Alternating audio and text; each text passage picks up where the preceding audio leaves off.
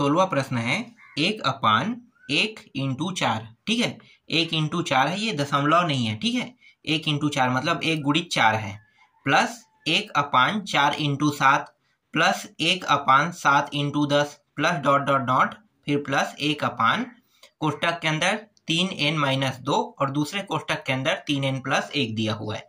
इसके बराबर में n/3n+1 दिया हुआ है। ठीक है, चलो हल करते हैं। सबसे पहले हम क्या करेंगे, इसे pn मानेंगे, है ना। जैसा हमने इसे पीछे के जितने भी प्रश्नों को माना है वैसे ही इसको भी क्या करेंगे, मानेंगे। सबसे पहले n बराबर 1 के लिए हल करेंगे। n बराबर 1 का मतलब पहला पद, 1 मतलब पहला पद, है ना, 2 मतलब 2 पद। तो n बराबर 1 के लिए हल करेंगे तो लेफ्ट हैंड साइड में क्या मान दिया है, 1 दिया हुआ है, और ये 1 इंटू का मतलब क्या है, गुणित, है ना, इस तरीके से। तो 1/4 आ गया। अब क्या करेंगे, राइट हैंड साइड को जब हल करेंगे तो 1/4 आ रहा है कि नहीं, ये हम चेक करेंगे।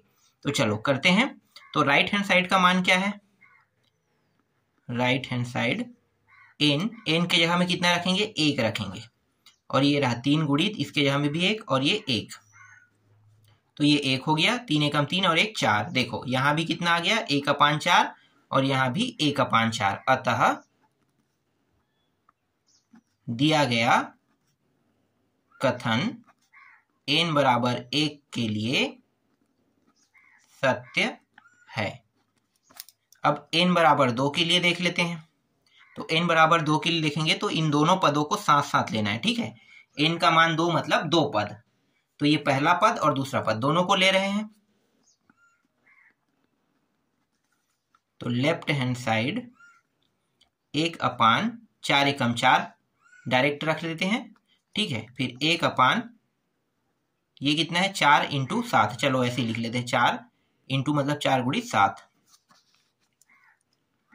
आगे हल करें तो देखो 1/4 दोनों से उभयनिष्ठ निकाल लेते हैं, फिर यहाँ पे बचेगा 1 बचेगा और 1/1 बचेगा ना, प्लस 1/7।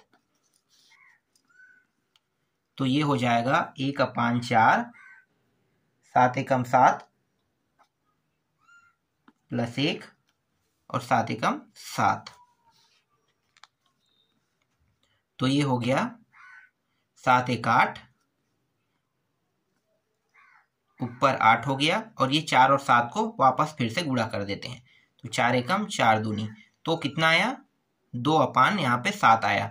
देखते हैं 2/7 आ रहे हैं कि नहीं आ रहे। राइट हैंड साइड को हल करते हैं तो राइट हैंड साइड n के जगह में 2 रखेंगे, 3, यहाँ भी 2 प्लस 1, तो ये हो गया 2, 3 दूनी 6 1 7। देखो 2/7 यहाँ पे भी आ गया, 2/7 भी यहाँ भी आ गया। मतलब left hand side right hand side क्या है, इसके लिए भी ये सत्य हो रहा है ना। यहां यह भी कथन n बराबर 2 के लिए सत्य है। फिर अगला क्या करते हैं, मानते हैं ना। तो मान लेते हैं, माना, ये जरूरी है, हमें मानना बहुत जरूरी है, बिना माने हम प्रश्न को हल नहीं कर सकते। तो n के जगह में क्या मानेंगे, m मानेंगे, है ना। तो माना दिया गया कथन n बराबर क्या मान रहे हैं, m के लिए भी क्या होगा, सत्य होगा। तब पूरे प्रश्न में जहां पे n रहेगा वहां पे क्या रखेंगे, m रखेंगे। तो 1/1 into 4 plus 1/4 into 7 plus 1/7 into 10, फिर प्लस फिर 1 3, n के जगह में m रखना है, फिर 2 3, फिर यहाँ भी m प्लस 1, फिर इसके बराबर में ये n के जगह में m आ गया, फिर यहाँ भी m आ गया, फिर 1, इस तरीके से। ठीक है, अब दोनों पक्षों में क्या जोड़ोगे, देखो यहाँ पे क्या है, m है ना, तो m के जगह पे हम क्या रखते हैं, m प्लस 1, यहाँ भी m प्लस 1। तो ये जो मान है ना, m के जगह में m प्लस 1 सब रखेंगे और इसके जगह भी m प्लस 1, तो यही मान को क्या करेंगे, जोड़ेंगे, है ना। तो देखो 1, फिर ये हो गया 3, यहाँ पे आ जाएगा m प्लस 1, कोष्टक के अंदर लिख दो, और ये रहा 2, बड़ा कोष्टक लगा दो। ठीक है, फिर यहाँ भी बड़ा कोष्टक लगा देते हैं, 3m + 1 और ये रहा +1। और यहाँ 1 मिनट, हाँ यही तो है, हमें जोड़ना था ना। ठीक, यहाँ पे क्या लिखेंगे, जोड़ने पर। ठीक, इस तरीके से आपको क्या करना है, दोनों पक्षों में यही मान हमें क्या करना है, जोड़ना है। तो जोड़ने पर हमें लिखना है। ठीक है, पूरा ये मान पूरा लिख लेते हैं और ये इसके पीछे में जोड़ देंगे। तो 1/1 × 4 + 1/4 × 7 + 1/7 × 10 प्लस फिर 1 3m - 2 और 3m + 1, फिर प्लस जोड़ रहे हैं। तो देखो 1, ये 3 हो गया है ना, 3, इसको थोड़ा सा हल कर लेते हैं। चलो जोड़ते हुए रख रहे हैं, 3m हो गया तो 3m लिखो, 3m ये +1 मतलब ये 3 एकम 3, तो 3 और ये 2 घटाओगे इतना होगा, 1 होगा m, और घटाएंगे तो 1 बचेगा, ये 1 आ गया। ठीक, इसे कोष्टक के अंदर रख लेते हैं। फिर 3 एकम 3, 3 एकम 3 और 1 4, तो ये 3m + 4 हो जाएगा। इस तरीके से, है ना, थोड़ा सा शॉर्ट कर लिए। ठीक, अब ये जो मान है इसके साथ भी हमें क्या करना है, यही मान हमें जोड़ना है। तो 3m + 1 जोड़ देते हैं। तो देखो इसे थोड़ा सा शॉर्ट करेंगे इसको, तो ये इस तरीके से होगा। तो डायरेक्ट मैं यही मान लिख लेता हूँ, 3m + 1 और ये रहा 3m + 4। इस तरीके से देखो दोनों में, यहाँ भी दोनों में है ना, तो उभयनिष्ठ निकाल लेते हैं। 1/3m + 1 उभयनिष्ठ निकल गया, बचा है इसको कोष्टक के अंदर लिख लेते हैं। यहाँ से m बचेगा, नीचे में क्या बचेगा, कुछ नहीं मतलब 1, है ना। फिर यहाँ पे 1, यहाँ पे 3m + 4 बचेगा। 1/3m + 1, इनका गुणा इनका गुणा कर देते हैं। तो ये हो जाएगा 3m² + 4m + 1 1 1 हो जाएगा, और फिर इन दोनों का गुणा 3m + 4, ये इस प्रकार से। ठीक है, अब इसे हमें क्या करना है, गुणनखंड करना है ना। तो गुणनखंड करना आपको पता है ना, कैसे करते हैं। 1/3m + 1 और ये हो जाएगा 3m², इसको 2 हिस्सों में तोड़ते हैं। तो एक हिस्सा 3m और +1m, तो m बस लिख सकते हैं +1, और नीचे में 3m + 4। ठीक है, देखो इसका बाकी जो हल है यहाँ पे मैं कर देता हूँ। ठीक है, थोड़ा सा बाकी इसलिए। तो ये हो जाएगा 1/3m + 1, ये हो जाएगा, जोड़ा बनाएंगे तो यहाँ से क्या निकलेगा, 3m उभयनिष्ठ निकल जाएगा, बचेगा m + 1 बचेगा। यहाँ से क्या निकलेगा, कुछ नहीं मतलब 1 निकलेगा, मतलब +1 बचेगा, क्या, m + 1। ठीक है, इस तरीके से। और यहाँ पे 3m + 4, तो 1 3m + 1 m + 1, और ये दूसरे कोष्टक में 3m + 1, और यहाँ पे 3m + 4। ठीक है, अब देखो ये सभी गुणा के फॉर्म में सभी, तो ये वाला मान और ये वाला मान सेम टू सेम है, कट गया। देखो गुणा में होने के कारण कट गया, है ना। कोष्टक में देखो मैंने सबको रख दिया है और सभी मान गुणा में, इसलिए ये दोनों मान कट गया। बचा क्या, ऊपर में देखो m + 1 बचा है, और नीचे में जो मान बचा है इसे मैं और कैसे लिख सकता हूँ, 3m + इसको मैं ऐसे लिख सकता हूँ 3 + 1, बिल्कुल लिख सकता हूँ, है ना। तो इस तरीके से मैं लिख लूंगा। देखो तो यहाँ से m + 1, 3 उभयनिष्ठ निकल जाएगा, बचेगा क्या, m + 1 बचेगा, फिर +1, ऐसा हम लिख सकते हैं, बिल्कुल लिख सकते हैं। ठीक है, तो ये क्या है, हमारा अंतिम उत्तर है। ठीक है, और ये क्या बता रहा है, n = m + 1 के लिए सत्य है, ये बता रहा है। ठीक है, n = m + 1 के लिए भी क्या हो गया, सत्य हो गया। फिर अंतिम में क्या लिखते हैं, अंतिम में हम ये लिखते हैं, देखो यहाँ पे, अतः गणितीय आगमन के सिद्धांत से दिया गया कथन n के सभी मानों के लिए सत्य है। ठीक, इस तरीके से आपका 16वां प्रश्न बन गया। अब बाकी प्रश्न जो है ना, वो सेम टू सेम है, तो बाकी प्रश्नों को आपको खुद बनाना है। तो मैं आपको प्रश्न बता देता हूं। 17वां प्रश्न, ठीक है, ये प्रबोध का क्वेश्चन है, प्रबोध में आपको मिलेगा, ठीक है। नवबोध युगबोध में हो सकता है ये प्रश्न ना मिले, फिर भी बनाना तो आपको ऐसा ही है। अगर ये प्रश्न ना हो, इसके जगह में कोई दूसरा अंक या मान दे दिया हो, तो आप सेम टू सेम ऐसे ही बनाओगे। तो प्रश्न है 1/2 इंटू 5 दिया हुआ है, प्लस 1/5 इंटू 8 दिया हुआ है, प्लस 1/8 इंटू 11 दिया हुआ है। और इसके बाद 3n - 1, 3n + 2, फिर इसके बराबर में n/6n + 4 दिया हुआ है, ठीक है। ये प्रश्न है, बना लोगे। बहुत सारे प्रश्न मैंने बता दिए है ना, और विधि मैंने बिल्कुल चेंज नहीं किया है, विधि एकदम सेम टू सेम है सभी का, तो मुझे लगता है आप लोग बना लोगे, है ना। चलो आगे देखें 18वां प्रश्न। अगर 18वां प्रश्न भी सेम टू सेम होगा तो ये भी आपको खुद बनाना है।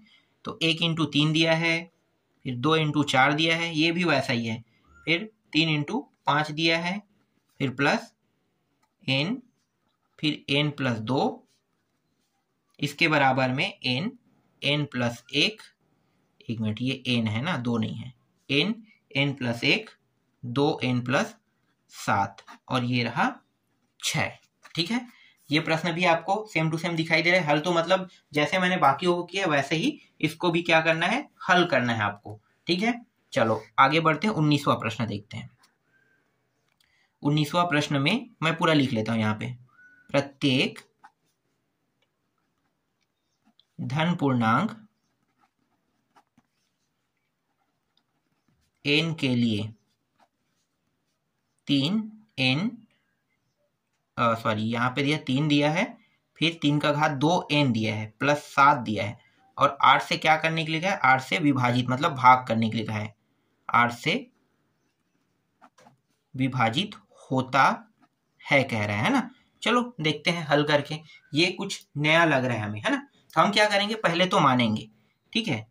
तो इसको कुछ मान लेते हैं, तो यहाँ पे Pn मान लेते हैं, ठीक है, Pn मान लेते हैं। Pn बराबर ये पूरा मान क्या है, 3⁻2n + 7 है। तो 3⁻2n + 7 को हमने क्या कर लिया, मान लिया, ठीक है। और मानने के बाद हम क्या बताएंगे कि ये 8 से विभाजित है, ठीक है, ये बताएंगे। चलो अब हल करते हैं।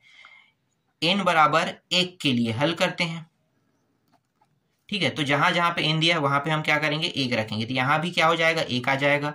3 2 गुणित यहाँ पे कितना आ जाएगा, 1 आ जाएगा, प्लस 7, है ना। आगे हल करते हैं, अब देखते हैं ये 8 से विभाजित है कि नहीं, पता चल जाएगा। तो ये हो गया 3⁻2 + 7, 3 तिया 9, ठीक है, 9 हो जाएगा, और प्लस 7 बराबर कितना हुआ, 16। 16 8 से भाग जाता है कि नहीं जाता है, बताओ। 8 के पहाड़े में आता है ना 2 बार, तो मतलब 8 के पहाड़े में आ रहा है, मतलब 8 से भाग जा रहा है। इसका मतलब क्या है, इसका मतलब ये है कि ये n = 1 के लिए, n = 1 के लिए 8 से विभाजित है, ठीक है। यहाँ पे लिख लो, दिया गया कथन n = 1 के लिए 8 से विभाजित है। n = 2 के लिए भी देख लेते हैं ना, तो n = 2 के लिए, तो P2 = 3 2 गुणित 2, जहां जहां पे n है वहां पे 2 रख देंगे, है ना, और ये 7। तो देखो 3⁻4 + 7, तो 3⁻4 मतलब 81 + 7 कितना हो जाएगा, 88। 8 से भाग जाएगा कि नहीं, 88 बिल्कुल जाएगा। 8 के पहाड़े में 11 बार से कट जाएगा ना, 8 एकम 8 एकम दोनों कट जाएगा, तो ये 8 से विभाजित है। तो फिर क्या लिखोगे, फिर लिखोगे यहां पर भी दिया गया कथन n = 2 के लिए 8 से विभाजित है, ठीक है, इस तरीके से। तो 8 से ये भाग जा रहा है, मतलब n बराबर 1 के लिए जा रहा है, n बराबर 2 के लिए जा रहा है, तो डेफिनेटली n बराबर 3 के लिए भी जाएगा, n बराबर 4 के लिए भी जाएगा, है ना। सभी मानों के लिए ये भाग जा रहा है। अब क्या करेंगे, अब हम n बराबर m रखेंगे, है ना। तो n बराबर m रख लेते हैं। तो ये जो मैंने माना है इसे मैं पहला समीकरण दे देता हूँ, ठीक है। जहां जहां पे n है वहां पे मैं क्या करूंगा, m कर दूंगा।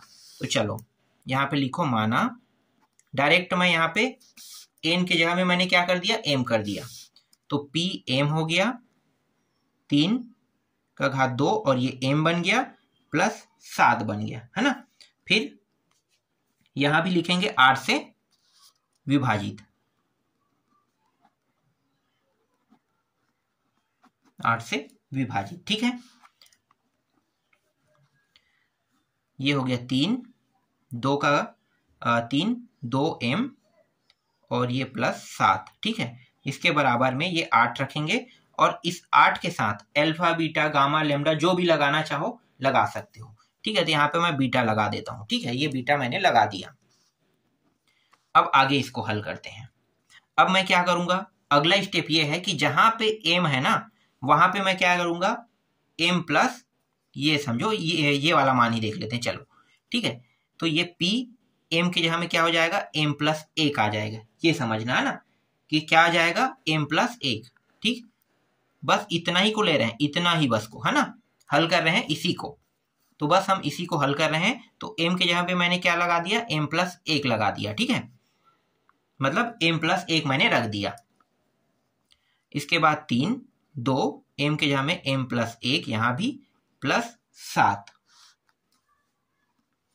अब ये जो है ना थोड़ा सा और आगे हल करना है मुझे। यहाँ पे ये मैंने बीटा रख दिया था, ठीक है।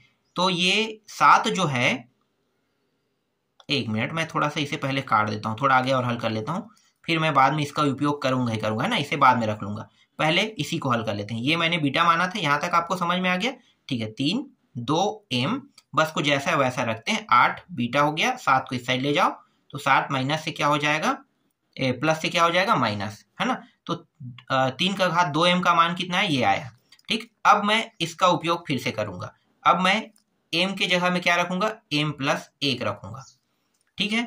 तो ये 3 2 m प्लस 1 फिर 7। अब हल करते हैं, ठीक। तो हम ये जो मान है इसको बस हल करते जाएंगे।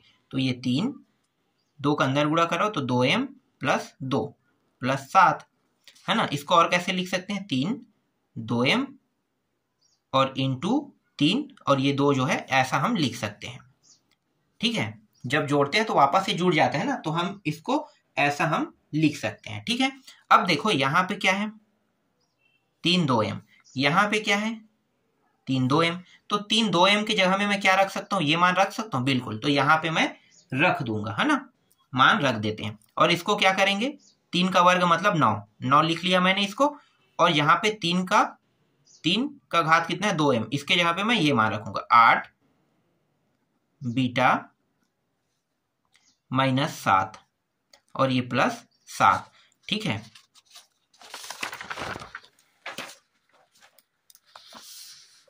तो ये हो जाएगा 9 नहीं 9 का अंदर गुणा कर दो, तो 9 अट्ठे कितना होता है 72। तो 72 बीटा माइनस 7 नहीं 63 और यहाँ पे प्लस क्या था 7 था, ठीक है। इन दोनों को देखो, एक जोड़ने में घटाने में घटा देते हैं, है ना। तो ये 72 बीटा माइनस घटाएंगे इतना आ जाएगा 56 आ जाएगा, 56। अब यहाँ पे उभयनिष्ठ क्या निकलेगा, 8 निकल जाएगा, 8 उभयनिष्ठ निकाल देते हैं, है ना। तो 8 यहाँ पे उभयनिष्ठ निकल गया और 8 निया 72, तो 9 बीटा और ये कितना होता है 8 सत्ते होता है, तो ये 7 आ गया, ठीक। देखो ये मान हमें क्या हुआ, प्राप्त हुआ। आगे अब ये और हल नहीं हो रहा है, तो अब क्या करेंगे, यहाँ पे मैं लिख दूंगा यह मान n बराबर m प्लस 1 के लिए n बराबर m प्लस 1 के लिए 8 से क्या है विभाजित है, ठीक है। ये मैं अंतिम में लिख दूंगा, ठीक है। इस तरीके से मैंने बता दिया कि यह मान n बराबर m प्लस 1 के लिए 8 से विभाजित है, ये मैंने सिद्ध कर दिया, ठीक है। इसके लिए क्या है, सिद्ध हो गया, मतलब सत्य हो गया, ठीक। इसके बाद अंतिम में क्या लिखते हैं, अंतिम में जो लिखते हैं उसको यहाँ पे लिख देना है। देखो, अतः दिया गया कथन n बराबर नहीं, यहाँ पे अतः गणितीय आगमन के सिद्धांत से दिया गया कथन n के सभी मानों के लिए सत्य है। ये आपको अंत में लिख देना है। ठीक है, ठीक। इसके बाद 20वां प्रश्न देखो, 20वां प्रश्न सेम टू सेम 19वां जैसा बनेगा, है ना। तो यहाँ पे मैं डायरेक्ट 19वां प्रश्न में Pn जैसा लिख देता हूं। देखो Pn, ये मानोगे आप Pn, ठीक है। Pn मानने के बाद क्या लिखोगे, जो मान है उसको लिखोगे 10 का घात 2n प्लस 1, ये लिखोगे, फिर 1, और यहाँ पे पीछे में क्या लिखोगे, 11 से विभाजित, 11 से विभाजित है या होता है ना। ये प्रश्न आप लोग खुद बना के देखना। 20वां प्रश्न जैसे मैंने 19वां को बनाया है वैसा ही अगर बनाओगे तो ये प्रश्न 100% आपसे बनेगा, और आशा करता हूं कि आप लोग ये प्रश्न बना लोगे।